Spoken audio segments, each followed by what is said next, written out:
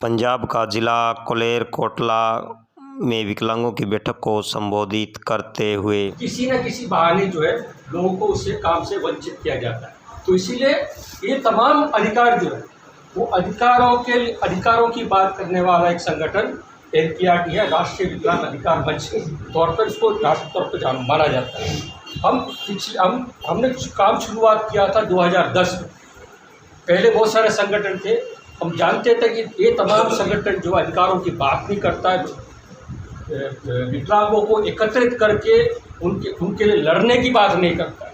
अधिकार चाहिए तो लड़ना पड़ता है। जैसे राजीव ने कहा, हर एक अधिकार के लिए, कोई भी अधिकार के लिए, जैसे UDID की बात की, हम जब जानते थे कि पहले सर्टिफिकेट बनता था, मेडिकल सर्टिफिकेट बनता था, उस सर्टिफिकेट के आधार कोई भी स्कीम, आपको कृत्रिम अंग चाहिए या पेंशन चाहिए या रेलवे पास चाहिए, किसी चीज़ के लिए आपके सर्टिफिकेट की ज़रूरत, मेडिकल सर्टिफिकेट की ज़रूरत पड़ती, जो प्रमाण पत्र, विकलांगता का प्रमाण पत्र, उस प्रमाण पत्र पेंशन के लिए प्रमाण पत्र बनाना पड़ता था, रेलवे के लिए अलग प्रमाण पत्र बनाना पड़ता था, और दूसरा जो पंजाब में इशू किया सर्टिफिकेट जो है हरियाणा में मान्य नहीं था, दिल्ली में मान्य नहीं था।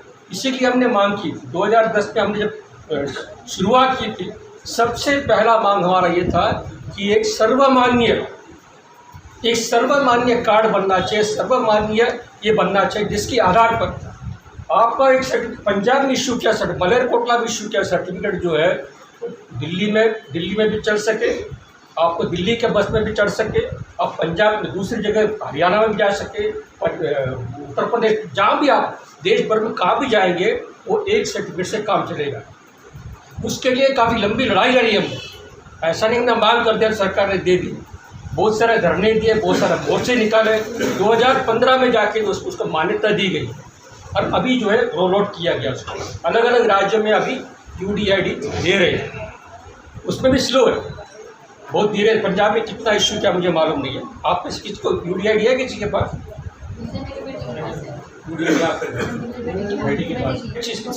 इसका स्कीम जब रोल आउट किया था, उसका मतलब ये था कि सब जगह मान्य होना चाहिए, मगर अभी भी रेलवे स्वीकार नहीं कर दिया उसे।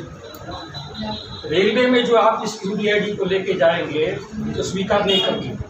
ये केंद्र सरकार का कार्ड है, केंद्र सरकार का कार्ड है, रेलवे भी केंद्र सरकार के नीचे है, मगर रेलवे उसको मान्यता नहीं देगी। इसीलिए उसके लिए एक लड़ाई जारी है। काफ़ी साल से रेलवे के साथ हमारा संघर्ष जारी है, और हम सुप्रीम कोर्ट के केस भी चल रहा है हमारे जिसके ये रेलवे मान्यता नहीं दे रही इसको लेकर। इसीलिए अलग अलग समस्याओं को लेकर, अलग अलग इश्यू को लेकर लड़ने वाला एक संगठन है, अधिकारों के लिए लड़ने वाला संगठन। जब अधिकार की बात करेंगे तो आप देखेंगे सबसे ज़्यादा विकलांग किस वर्ग से आते हैं? गरीब तबके से आते हैं ना। गरीब, क्योंकि गरीबी के कारण विकलांगता, बहुत सारे विकलांगता जो गरीबी के कारण पैदा होती है। बच्चा जब पैदा होता, माँ को जिस किस्म का ये देना पड़ता है, भोजन देना पड़े, न्यूट्रिशन देना पड़ता है, उसकी कमी के कारण जो है बहुत सारे बच्चे विकलांग पैदा होते हैं। तो वो गरीब है, इसीलिए जिस किस्म का सुविधाएं ज़रूरत पड़ती है वो देने पड़ते। बच्चा जब जन्म लेता है उस टाइम के हॉस्पिटल की अभाव के कारण, हॉस्पिटल में सुविधाओं के अभाव के कारण बहुत सारे बच्चे विकलांग पैदा होते हैं। तो ज़्यादातर बहुत सारा बड़ा तबक्का जो है विकलांगताओं में, करीबन 70 से 80% विकलांग लोग जो होते हैं वो गरीब तबक्के से आते हैं। वो गरीबी में बच्चा पैदा होता है और उसका जो है एक्सपेंडिचर और भी ज़्यादा बढ़ता है। एक विकलांग बच्चा घर में हो, ये बड़ा भी हो जाता है, तभी उसके लिए जितना खर्चा होता है वो दूसरे बच्चों से ज़्यादा होता है। उसके लिए डिवाइसेस प्रोवाइड करने पड़ते हैं, एक साथ में आदमी ज़रूरत, बहुत सारे विकलांगों को जो है साथ में केयर गिवर, एक सहायक की ज़रूरत पड़ती है। उसका खर्चा अपने आप बढ़ जाता है। इसलिए घर में खर्चा बहुत सारे, मैंने देखा है केरल में या बहुत सारे और भी जगह होते हैं जहाँ पर जो है माँ बाप दोनों जो है खेत मजदूर है, दोनों के जो खेत में जो काम करते हैं जिससे मजदूरी मिलती है उससे उनका गुजारा चलता है। पति जो है पेड़ पे चढ़ने, वहाँ केरल में बहुत सारे नारियल के पेड़ होते हैं, बहुत लंबे होते हैं, नारियल के पेड़ से नीचे गिर जाते हैं, गिर जाता है, उसकी हड्डी छूट जाती है, रीढ़ की हड्डी छूट जाती है, हमेशा के लिए बिस्तर में होता है। अब उस आदमी की देखभाल करने के लिए जो है उसकी औरत उसको भी घर में रहना पड़ता है। एक आदमी का आमदनी चला गया, दूसरे का भी आमदनी चला गया, तो विकलांगता जो है गरीबी पैदा भी कर सकती है। ये केवल नहीं है कि गरीब पैदा होता है, और दूसरा उससे खर्चा भी बढ़ जाता है। अब इसलिए जो है गरीबी को हटाना, उस गरीबी को हटाने की मांग जो है हमारी, और उसमें एलिवेशन, पॉवर्टी एलिवेशन जो स्कीम्स है, प्रोग्राम्स है, जितने भी जो गरीबी नाबूदी करने के जो प्रोग्राम्स है या उस जो भी कहेंगे उसको, उस किस्म के प्रोग्राम में भी जो है हम कहते हैं कि भाई इस पे विकलांगता को जो है प्राथमिकता देनी चाहिए। इसलिए कानून में जब कानून बन रहा था 2016 का कानून, 2016 में विकलांगों के लिए एक कानून बना था, rights of person disability act, विकलांगों के अधिकारों के लिए कानून।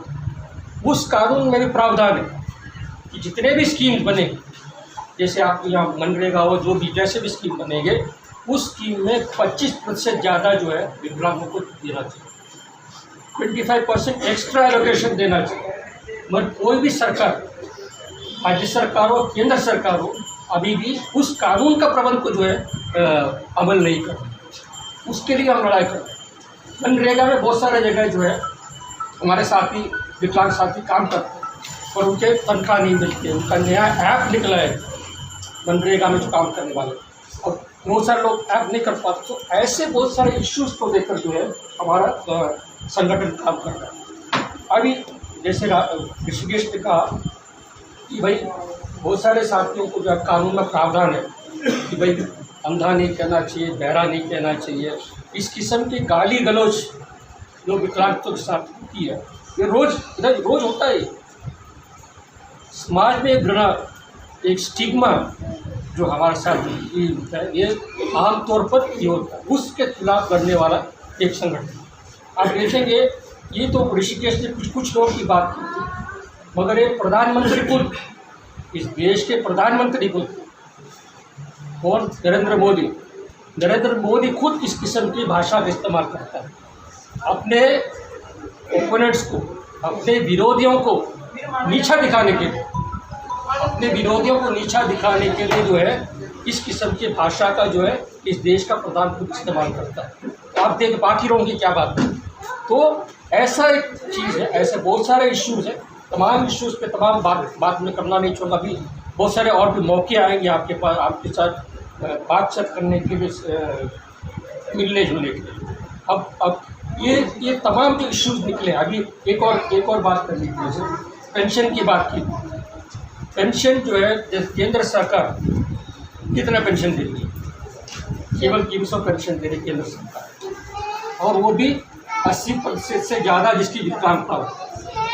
कानून 40% से ज़्यादा जिसका हो उसको विकलांगता का प्रमाण पत्र देती है, मगर केंद्र सरकार उसको मानने रही है। केंद्र सरकार कह रही है हम जो 80% से ज़्यादा होगा उसी को हम पेंशन देंगे, उसी को हम विकलांग मानेंगे, है ना।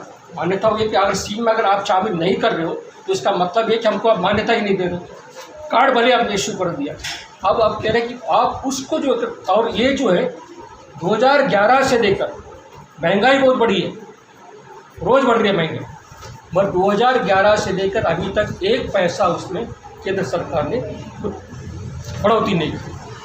और ये पेंशन जो है कितने लोगों को मिलता है? 2011 का मतगणना, सेंसस, आखिर में सेंसस 2011 में हुआ। उस मतगणना में हम तो, हमारा ये मान्यता है कि भाई सही तरह से गिनती नहीं हुई है, इसीलिए जो है आपने हमारी संख्या जो है बहुत कम दिखाया है।